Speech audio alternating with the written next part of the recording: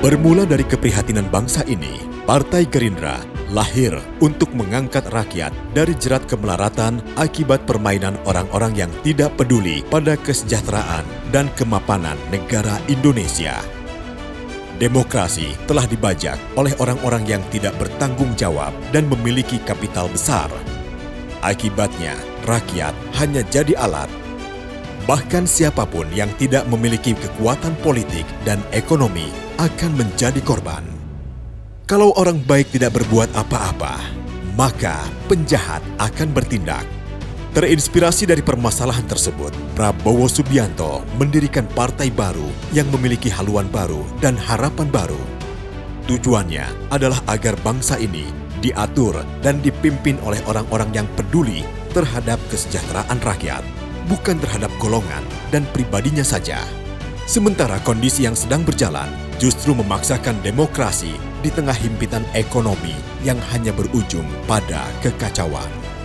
Setelah perdebatan yang panjang dan alot, perlu ada partai baru yang benar-benar memiliki manifesto perjuangan pada kesejahteraan rakyat. Untuk mematangkan konsep partai, pada Desember 2007 di sebuah rumah yang menjadi markas IPS di Bendungan Hilir, berkumpulnya sejumlah nama yang selain Fadlizon, hadir pula nama Ahmad Muzani, M. Asrian Mirza, Amran Nasution, Halidah Hatta, Tania Alwi, dan Haris Bobihoe. Mereka membicarakan anggaran dasar dan anggaran rumah tangga atau ADART partai yang dibentuk. Pembentukan Partai Gerindra terbilang mendesak karena berdekatan dengan waktu pendaftaran dan masa kampanye pemilihan umum waktu itu, yakni pada tanggal 6 Februari 2008.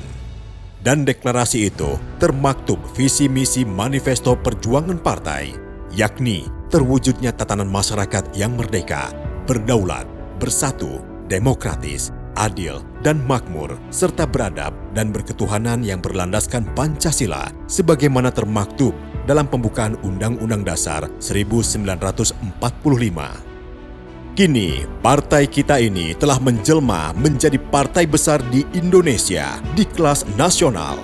Partai Gerindra di awal keikutsertaannya di pemilu 2009 menempati 26 kursi atau 4,64% di Dewan Perwakilan Rakyat setelah meraih 4.646.406 suara atau 4,5%.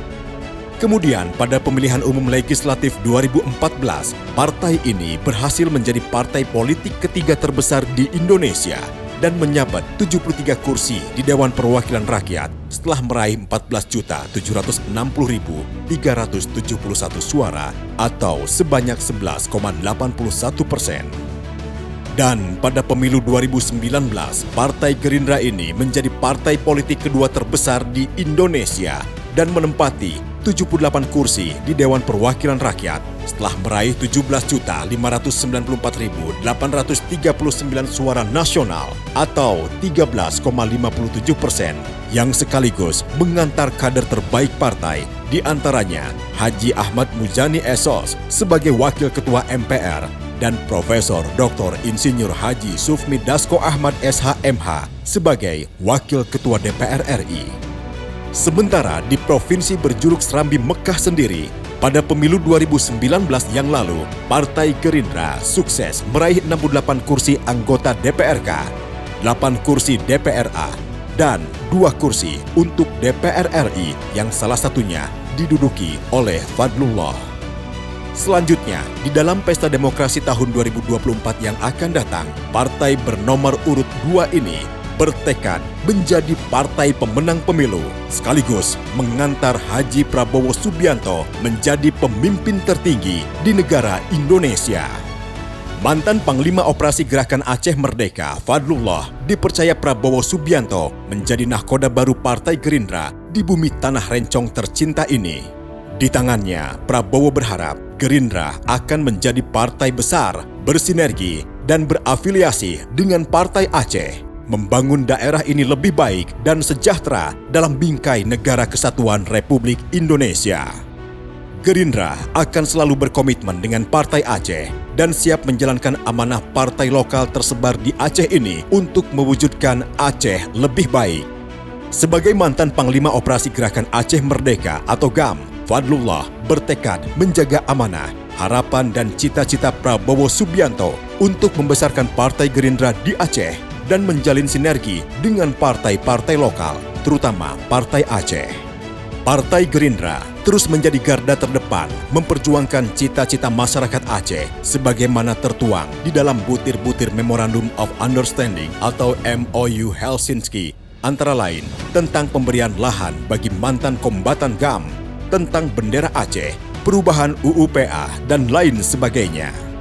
Sebagaimana diketahui pada akhir Desember 2021 yang lalu, Wakil Ketua MPR Republik Indonesia, Haji Ahmad Muzani, yang tak lain adalah Sekjen DPP Gerindra, didampingi Fadlullah berkunjung ke Aceh menemui Wali Nanggro untuk menerima atau meminta pendapat Wali Nanggro tentang MOU Helsinki, UUPA, dan turunan-turunannya yang sekarang belum terlaksana dengan baik. Inilah salah satu wujud kepedulian Gerindra terhadap Aceh. Selain itu, Ahmad Muzani juga bertemu dengan Menteri Dalam Negeri Tito Karnavian pada tanggal 13 April 2022 yang lalu untuk menyampaikan dan membahas aspirasi masyarakat Aceh terkait butir-butir di dalam MOU Helsinki, yakni pemberian lahan kepada 3.000 mantan kombatan GAM, kewenangan Aceh mengelola wilayahnya sendiri, dan pengibaran bendera Aceh, serta pembahasan mengenai ekonomi Aceh lebih maju dan menggeliat lagi. Bukan itu saja, Sekretaris Jenderal DPP Gerindra juga mengundang tokoh masyarakat Aceh, DPRA, dan perwakilan mantan kombatan GAM untuk membahas mengenai MOU Helsinki tersebut yang alhamdulillah terkait lahan untuk 3.000 mantan kombatan GAM saat ini sedang diproses di Menteri Lingkungan Hidup untuk pengurusan administrasi. Sedangkan perubahan UUPA menunggu naskah akademik dari DPRA. Tak berhenti di situ saja, sebagai bentuk kepedulian dan ucapan terima kasih kepada Aceh, Prabowo Subianto memerintahkan kepada 78 anggota DPR RI untuk menampung aspirasi dan membantu apa yang diperlukan oleh rakyat Aceh. Insya Allah, dengan tekad besar dan semangat militansi semua, kita akan merebut bangsa ini menuju partai besar dan pemenang pada pemilu mendatang dan mengantarkan Prabowo Subianto sebagai presiden di Republik tercinta ini. Dari bumi tanah Rencong, awal mula Islam menyebar ke seluruh penjuru Nusantara, Aceh. Mari kita terbangkan sang burung Garuda di angkasa Indonesia Raya.